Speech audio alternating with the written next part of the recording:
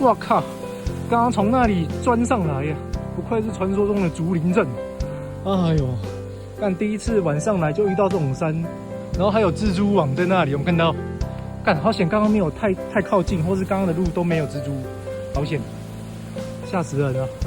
好，这里有我们的三角点哦，登顶成功了。莺歌石山，新北莺歌，海拔192公尺。那这个三角点它好像是民国之后的哦。为什么写772呢？哦，那是因为它上面有772号。哦，这个不知道是什么三角点。这个民国之后的三角点，我就比较没有研究过，哦，我就没有研究过了。啊，不管怎样，先来抚摸三角点。